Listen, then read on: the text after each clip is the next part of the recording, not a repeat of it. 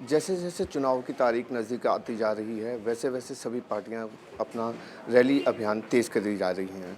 हमारे साथ मौजूद हैं वार्ड क्रमांक 178 से रघुनाथ जी।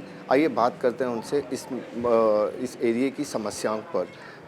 सर, इस एरिया में सबसे मेजर समस्याएं क्या हैं? ये मुंबई महानगर पालिका का वार्ड नंबर 178 है।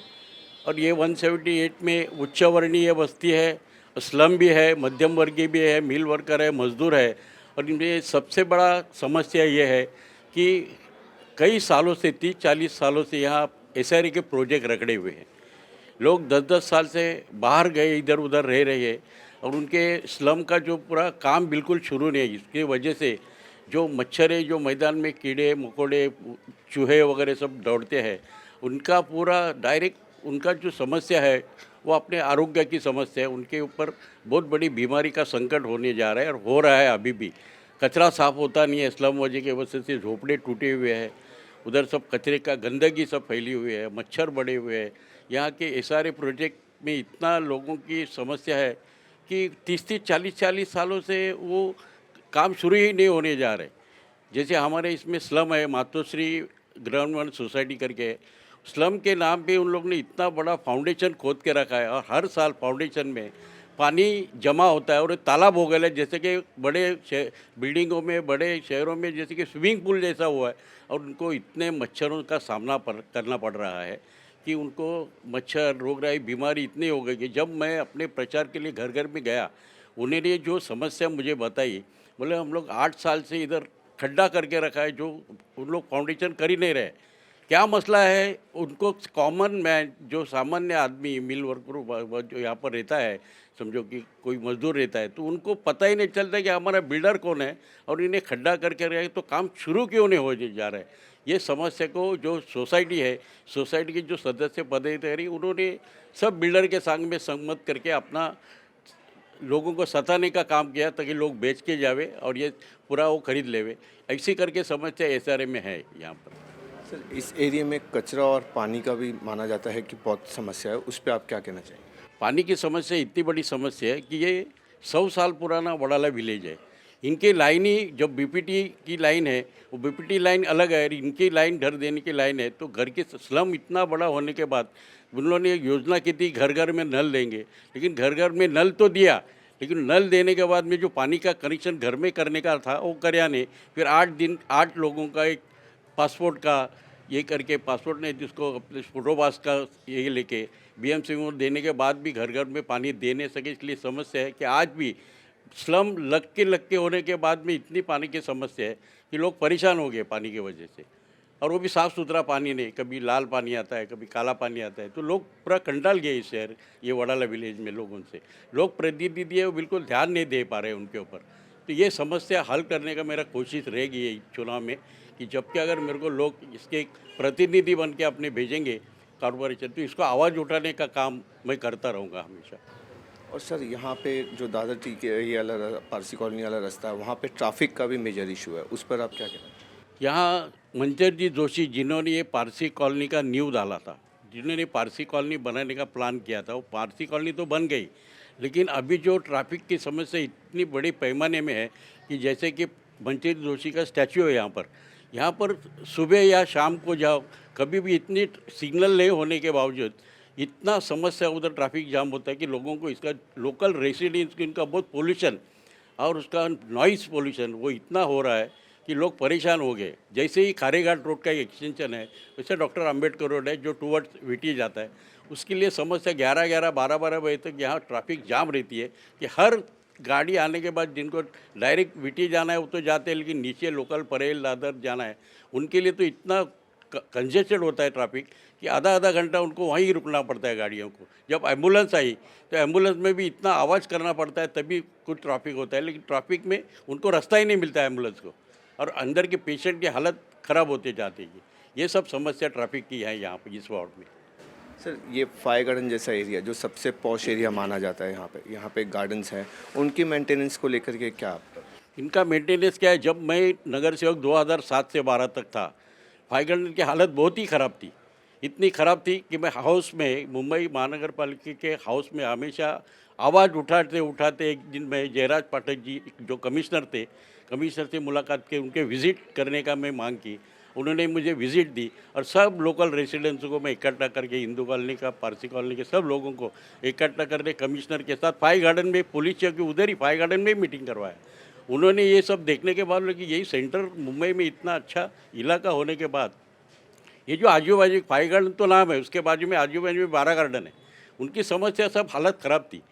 कमिश्नर को मैं लाने के बाद कमिश्नर ने मुझे ये स्पेशल 8 करोड़ का फंड सैंक्शन किया और इतना ग्रीनरी आज में किया है, उसका 10 साल तक मेंटेनेंस भी वही कॉन्ट्रैक्ट को करना, वो मेंटेनेंस वही गार्डन कर रहा, आज भी ग्रीनरी, इतने ग्रीनरी फाई गार्डन में करिए। इसके बाद में कोई भी काम मेरे काम के बाद कोई किया ही नहीं, क्योंकि काम करने की ज़रूरत नहीं, इतना अच्छा काम मैं फाई गार्डन की तरफ करके दिए। सर, आपने एजुकेशन को लेकर के क्या सोचा है? अगर आप चुनकर आते हैं तो एजुकेशन में क्या इम्प्रूवमेंट्स होंगे? एजुकेशन में ऐसा है कि जो बड़े बड़े स्कूल है, जैसे हमारे इधर ऑक्जिलम है, डॉन बॉस्को है, सेंट जोसेफ है, ये गरीब बच्चों को वहाँ पर एडमिशन लेने के लिए दिक्कत होती थी। तो हमने ये किया, जो गवर्नमेंट का कोटा था गरीब बच्चों का 2% कोटा, कि वो गरीब बच्चों को भी जैसा हॉस्पिटल में पेशेंट को जगह मिलती है, बेड मिलती है, वैसे हम गरीब बच्चों को भी वहाँ पर कोटा देना चाहिए। इसके बारे में सब प्रिंसिपल को मिले, हमने आवाज़ उठाया कि गरीब बच्चों भी उनको बड़े लोगों के साथ में उनको पढ़ने की उनको मौका दे। ऐसा करके हम लोग ने सबको ये एडमिशन की हमने सुविधा कर रखी थी। आपका क्या मानना है, अगर आप जीत कर आते हैं तो इस वार्ड में बदलाव, किस तरह के बदलाव होंगे? सबसे पहले जो प्रोजेक्ट अटके हुए हैं उनके लिए जो विकासक है, वो विकासकों में मीटिंग करके कॉर्पोरेशन में आवाज़ उठाऊंगा और उनकी क्या समस्या, क्यों नहीं कर पा रहे उन लोग, काम क्यों नहीं शुरू कर पा रहे, और जो काम अधूरे है वो पूरा करने के लिए मेहनत क्यों नहीं कर रहे। जब उन लोग आगे अपना पैसा लगाया है तो उनको भी पैसा मिलना चाहिए। और सामान्य कॉमन मैन जो बाहर गया है वो कभी आना चाहिए, 5 साल में तो आना चाहिए, 3 साल का तो SRA क्या बिल्डिंग का टर्म रहता है, उसके बाद भी 5 साल में अगर जो स्लम के नए काम चालू होने जो बाहर है, उनके लिए मैं कॉर्पोरेशन में तो SRA में आवाज़ उठाऊंगा कि उनको जल्दी से जल्दी काम शुरू करके उनके बिल्डिंगें, उनकी इमारतें बनी और उनको तुरंत अपने घर में लेके आए, ऐसे मैं कोशिश करूँगा उनके लिए। सर, अगर आप चुनकर आते हैं, मतलब पब्लिक को यहाँ पे आप पे कितना ट्रस्ट है, जो आप पहले भी नगर सेवक रह चुके हैं और अब फिर दोबारा से आपको कांग्रेस ने चांस दिया है, तो मतलब पब्लिक का कितना भरोसा है आप? जो मैं 2007 से 12 जो काम किया, उसके बावजूद भी मैं यहाँ का लोकल होने के वजह से, ऐसा मार्केट हो, कोई किसी सुख दुख हो, उसमें हमेशा मैं टच रहता हूँ कि उनके सामने हमेशा मेरा चेहरा उनके सामने आवे, कोई भी सुख दुख में उनके साथ में रहता हूँ। इसके वजह से मैं लोगों को, पॉपुलर होने के बाद लोगों का विश्वास है कि ये आदमी है, पैदल यहाँ पर घूमता है, सबको मिलता है, सबकी समस्या में, सबका सुख दर्द में शामिल होता है, सब में अपने बराबर के भाईचारा जैसा रख के हम सबको इकट्ठा लेके चलने की कोशिश करते हैं कि इसमें कोई जाति धर्म प्रांतवाद हमारा नहीं है, क्योंकि कांग्रेस का विचारधारा ये है, हम सबको साथ लेके चले, सबको साथ विकास करें, यह हमारा विचारधारा है और उस विचारधारा पर मैं लड़ना चाहता हूँ उसके पर। इसलिए लोग मुझे मानते हैं कि कोई भी सर्वधर्म समभाव को लेके चलना चाहते हैं ये आदमी। मतलब ऐसा है कि अगर आप चुनकर आते तो इस एरिया का बदलाव होगा? निश्चित ये बदलाव करने का, क्योंकि मुझे अनुभव है ये बदलाव करने का, ये बदलाव करके लोगों को बताया है, लोगों ने मेरे काम करने का तरीका, मेरे उदाहरण वो दे सकते हैं कि तो कैसा काम करता है, क्योंकि कॉमन मैन के मेरे पास आ सकता है इजीली। कोई मैं साहब नहीं हूँ, कहीं बड़ा ये कहीं गाड़ी में घूमता हूँ, ऐसी बात नहीं है, चल के घूमने वाला आदमी हूँ। तो नगर सेवक होने के बाद भी मुझे कोई घमंड या तो कोई आ ही नहीं ऐसा कोई घमंड कि मैं किसी से बात नहीं करूँ या तो किसी से मैं बोलूँ नहीं, किसी के प्रोग्राम में शामिल नहीं हूँ, दुख में शामिल, सुख में शामिल, ऐसा नहीं हूँ, मैं सब में शामिल होता हूँ। इसलिए लोग मुझे मानते हैं कि कॉमन मैन, कॉमन नगर सेवक करके उन लोग मेरी पहचान है यहाँ पर। तो ये थे हमारे साथ रघुनाथ जी वार्ड 178 से, जिन्होंने बताया कि इस वार्ड में अगर वो चुनकर आते हैं तो वार्ड में बदलाव ज़रूरी होगा। कैमरामैन राजेंद्र जी के साथ अजीत माटा, आवाज़ इंडिया, मुंबई।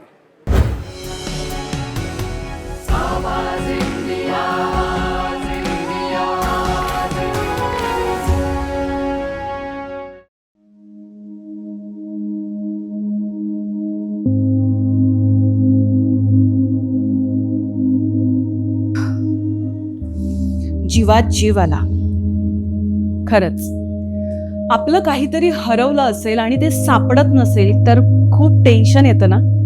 अगदी तसंच आपलं मत हरवू देऊ नका. बृहन्मुंबई महानगरपालिका सार्वत्रिक निवडणूक 2025-26 साठी मतदान होणार आहे. तर सकाळी 7:30 ते संध्याकाळी 5:30 पर्यंत आपलं नाव असलेल्या मतदान केंद्रात जाऊन भारतीय संविधानाने दिलेला आपला हक्क, आपलं मौल्यवान मत देऊनच बजावा. आपलं मत, आपली जबाबदारी. कर मतदान, सांगते संविधान.